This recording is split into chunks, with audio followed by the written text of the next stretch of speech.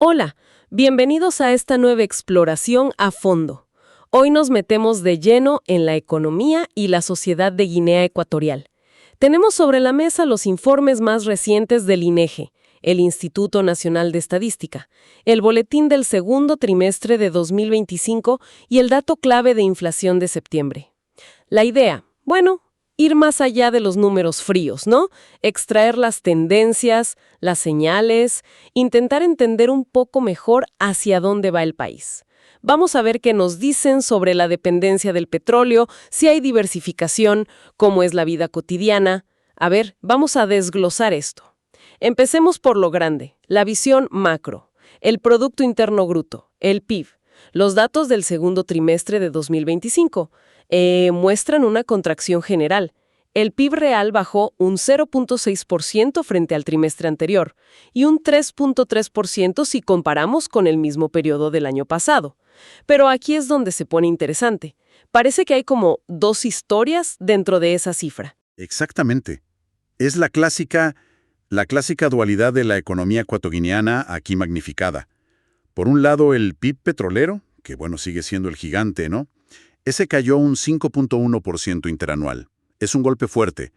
Pero, por otro lado, el PIB no petrolero, o sea, todo lo demás, ese de hecho creció, un 1.9% interanual. Un 1.9% suena bien, pero frente a una caída del 5% en el motor principal, ¿es suficiente? ¿O es más bien una señal débil, digamos? Es una señal, sí, de cierta resiliencia, no cabe duda. Pero en términos de escala, pues todavía no compensa la caída del petróleo, claro. Muestra que hay actividad económica fuera de los hidrocarburos, y eso es importante. Lo vemos y desglosamos por sectores, ¿eh?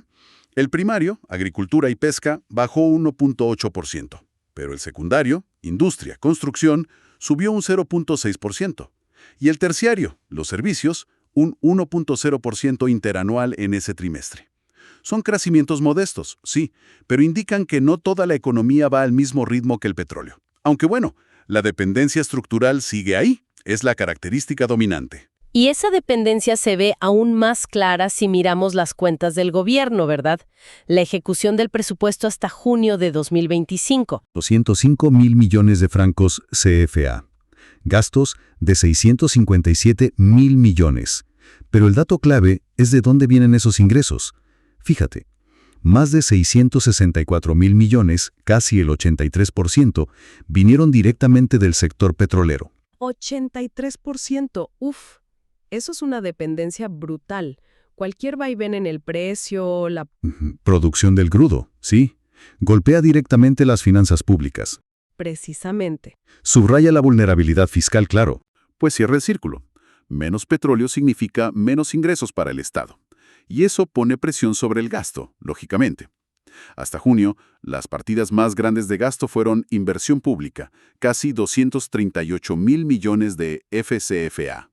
Luego bienes y servicios, con 168.000 millones, y el gasto de personal, 112.000 millones.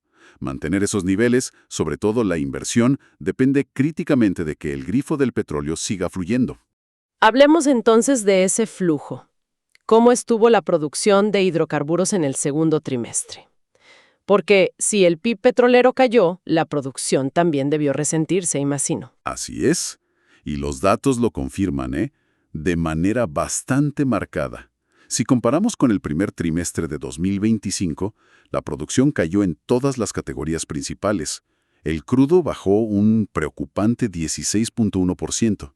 El condensado, un 5.6%, el propano, un 5.7%, butano, un 4.0%, y el gas natural licuado, el GNL, un 1.7%. Para dar una idea, la producción de crudo en el trimestre fue de unos 4.2 millones de barriles equivalentes de petróleo. Una caída del 16% en el crudo. En solo un trimestre. Eso es significativo. Muy significativo. Y tiene implicaciones directas. Y rápidas. Menor producción significa menos volumen para exportar. Menos ingresos por exportación. Exacto. Y por lo tanto, menos ingresos fiscales para el gobierno. Refuerza esa vulnerabilidad presupuestaria de la que hablábamos. Es un ciclo muy directo. Ok, entendida la situación del petróleo. Pero, ¿qué hay de esos otros sectores, los que mostraban algo de crecimiento en el PIB no petrolero? ¿Se ve eso en su producción física? A ver, veamos. En la madera, la producción del segundo trimestre fue de casi 13.000 metros cúbicos en rollo y unos 7.900 de madera ya transformada. Son cifras que fluctúan, pero, bueno, muestran actividad. El agua embotellada, por ejemplo, se produjeron 2.3 millones de litros, un poquito más que el trimestre anterior.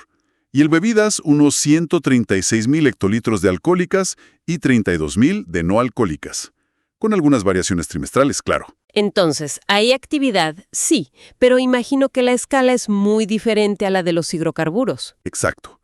Es importante seguir estos sectores. Son indicadores de diversificación, ¿no? Pero su contribución económica total sigue siendo pequeña en comparación. El ligero aumento en agua embotellada, por ejemplo, es positivo, claro, pero no mueve la aguja económica general del país como lo hace el petróleo. Son quizás brotes verdes, como se dice, pero todavía muy tiernos. Cambiemos un poco de tema. Miremos el lado social. Empecemos por el empleo, al menos lo que reflejan los datos oficiales, los registrados. ¿Qué nos dicen?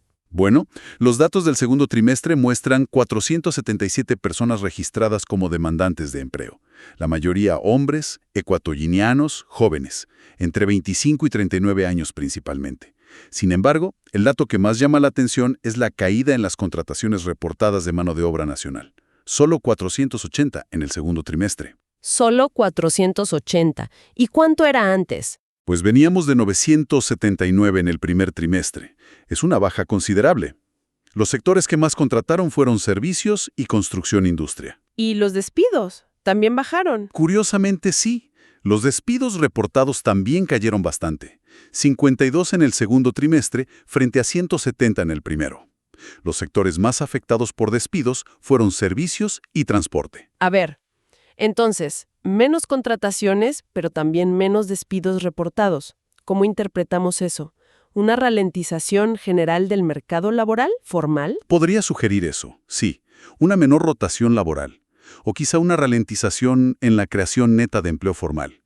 Pero ojo, hay que ser muy cautos aquí. Estos son solo los datos registrados y reportados oficialmente.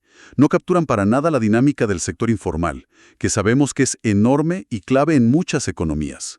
Así que probablemente solo estamos viendo una pequeña parte del panorama laboral real. Entendido. Cautela con esos datos. Pasemos a otro aspecto social. Los hechos vitales. Nacimientos registrados en el segundo trimestre.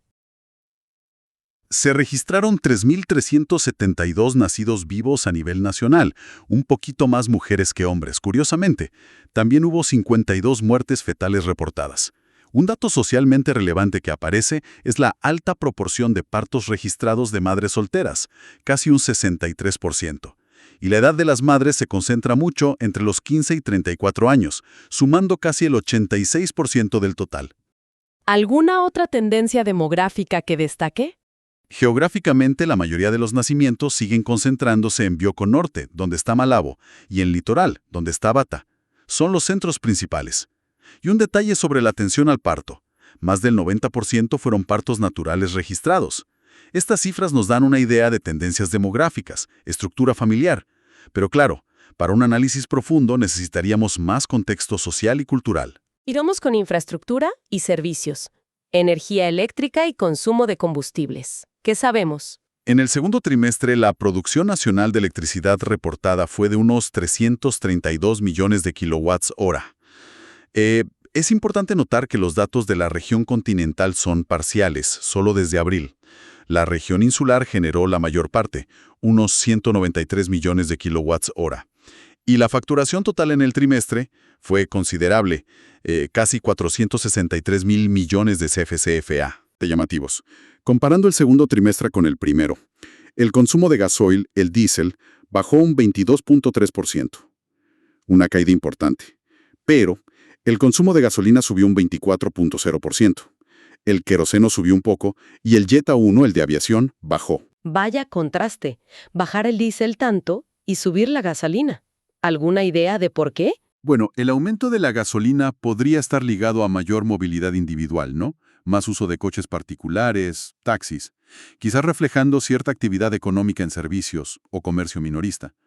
La caída del diésel es más intrigante.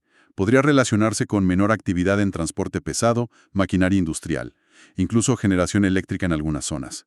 Pero sin más datos es difícil asegurarlo. Son tendencias a seguir de cerca definitivamente. Hablemos de cómo se mueve la gente y las mercancías. Transporte aéreo, marítimo. ¿Qué dicen los datos? En el aeropuerto de Malabo, el tráfico internacional de pasajeros aumentó en el segundo trimestre respecto al primero. Eso es positivo. Pero el tráfico nacional disminuyó. Lamentablemente, el informe no incluye datos para los aeropuertos de Bata y Mogollón en este periodo, así que la visión es parcial. En cuanto al transporte marítimo, el puerto de Malabo registró la llegada de 35 buques comerciales en junio. Eso representa un descenso comparado con los meses anteriores del trimestre. ¿Y qué hay de la seguridad?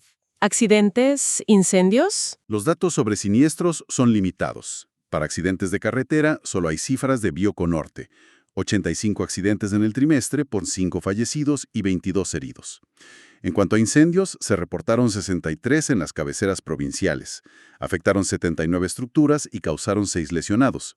Estos indicadores, son fragmentados, ¿no? Nos dan una pincelada sobre movilidad y seguridad.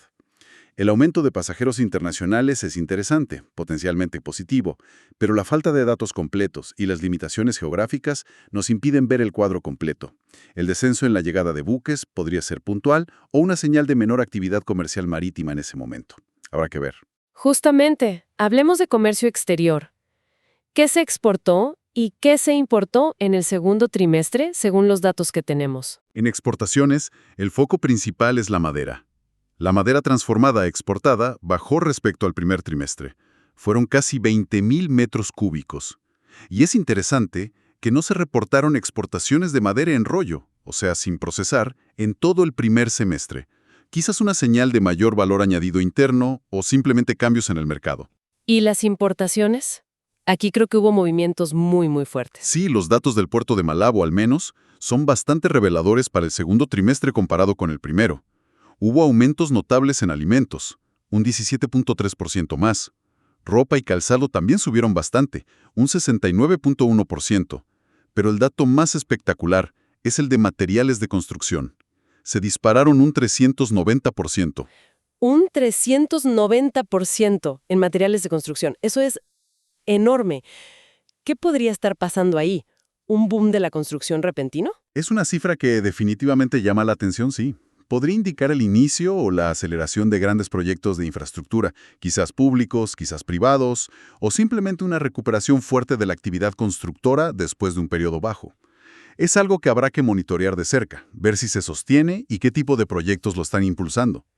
Por otro lado, también bajaron importaciones importantes como productos industriales, menos 22.7%, químicos, menos 10.9%, y carga general, menos 33.3%. Esto podría sugerir menor actividad en otros sectores industriales o comerciales, un cuadro mixto.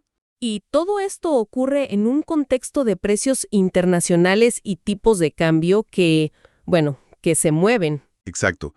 El precio del petróleo Brent, que es la referencia clave para Guinea Ecuatorial, tuvo sus altibajos en el trimestre. Terminó junio un poco más alto, sobre los $71.5 por barril. Esto es crucial, claro, porque impacta directamente los ingresos del país. En cuanto al tipo de cambio, el franco CFA, que está vinculado al euro, se debilitó frente al dólar estadounidense durante el trimestre. ¿Qué implica ese debilitamiento frente al dólar para la economía de aquí? Principalmente, encarece las importaciones que se pagan en dólares. Y muchos bienes de consumo, equipos, se importan y se facturan en dólares. Así que esto puede generar presiones inflacionarias internas o como mínimo reducir los márgenes de los importadores. Por otro lado, si los ingresos petroleros se reciben en dólares, como suele ser, un dólar más fuerte frente al CFA podría, en teoría, aumentar los ingresos fiscales medidos en moneda local.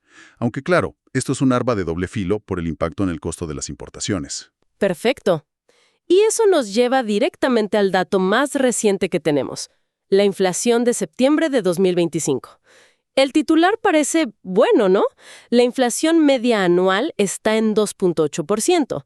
Eso está por debajo del objetivo regional del 3%, que fija la CEMAC, la Comunidad Económica y Monetaria de África Central. ¿Podemos relajarnos entonces con la inflación? El titular es positivo, sí. Y la inflación mensual, de agosto a septiembre, fue 0. O sea, estabilidad de precios en ese mes en concreto. Pero como siempre, hay que mirar debajo de la superficie. La inflación subyacente, que es la que mide las presiones de fondo, excluyendo alimentos frescos y energía, esa se sitúa en el 3.0% interanual en septiembre. Aunque bajó una décima respecto a agosto, sigue estando justo en el límite del objetivo de la CEMAC. No hay mucho margen ahí. O sea que aunque la inflación general esté contenida, las presiones internas persisten. ¿Qué grupos de productos están empujando más los precios hacia arriba? Si miramos la inflación media anual hasta septiembre, los mayores aumentos vienen de transporte, con un plus 5.2%. Le sigue salud, plus 4.3%. Luego, bebidas alcohólicas y tabaco, plus 3.1%, y restaurantes y hoteles, plus 3.0%. Dentro de estos grupos, hay subidas muy fuertes en cosas específicas. Por ejemplo, cereales no transformados un plus 21.3%. Transporte marítimo de pasajeros, plus 12.6%. Servicios hospitalarios, plus 8.1%. Un 21% en cereales. Eso afecta directamente a la cesta básica de la compra. Muchísimo. Definitivamente. Pero aquí viene una de las claves más importantes, creo yo, del informe de inflación: la divergencia entre los precios de bienes importados y los locales. Fíjate, los precios de los bienes importados bajaron, un 2.8% interanual en septiembre. Eso es bueno. Sugiere que la inflación global no está presionando tanto ahora mismo. Sin embargo, los precios de los productos y servicios locales subieron un 3.1%. Fascinante. ¿Y qué nos dice eso? ¿Que la inflación es made in Guinea? Pues sugiere que las presiones inflacionarias actuales en Guinea Ecuatorial son fundamentalmente internas, ¿sí? No vienen tanto de fuera. Y si miramos por sector económico, esto se confirma. La inflación interanual en septiembre fue negativa en el sector primario, menos 4.9%. Moderada en el secundario, plus 1.8%. Pero muy alta en el terciario, en los servicios, un plus 6.3%.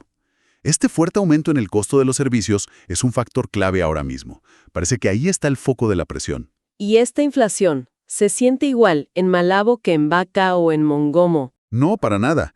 Hay diferencias regionales notables. La inflación media anual hasta septiembre fue más alta en Malabo, 3.9%, y Mongomo, 3.8%, mientras que fue significativamente más baja en Bata, 1.8%, y casi nula en Ebinayong, 0.3%. Casi 4 puntos de diferencia entre Malabo y Ebinayong. Incluso los motores de la inflación varían. En Malabo, el transporte fue el gran culpable, con un plus 13.6% anual, mientras que en Mongomo fue la salud, con plus 10.1%. Esto muestra que la experiencia de la inflación difiere bastante según donde se viva. Bien, hemos cubierto muchísimo terreno. Datos del segundo trimestre, inflación de septiembre. Si intentamos juntar un poco las piezas, ¿qué imagen general emerge? Vemos una economía todavía muy atada al petróleo, cuya producción además está cayendo, aunque con algunos signos de vida en otros sectores, pequeños. Vemos cambios drásticos en algunas importaciones, como esos materiales de construcción disparados, y una inflación general que parece contenida en el titular, pero con presiones internas fuertes, sobre todo en servicios, y con diferencias regionales marcadas. Entonces, ¿qué significa todo esto en conjunto? La imagen es la de una economía en una encrucijada, compleja, diría yo. La dependencia del petróleo sigue siendo el gran desafío estructural. Lo vemos en el PIB, en el presupuesto. La caída en producción es una señal de alerta seria. Al mismo tiempo, la inflación nos cuenta una historia muy interesante. No es principalmente un problema importado ahora mismo. Los costos están subiendo desde dentro, especialmente en el sector servicios. Esa divergencia entre precios locales subiendo un 3.1% e importados bajando un 2.8%, y ese fogonazo inflacionario en servicios del plus 6.3%, son quizá los datos más reveladores del último informe. Y esto nos deja con una pregunta clave para reflexionar, mirando todos estos datos que hemos desgranado.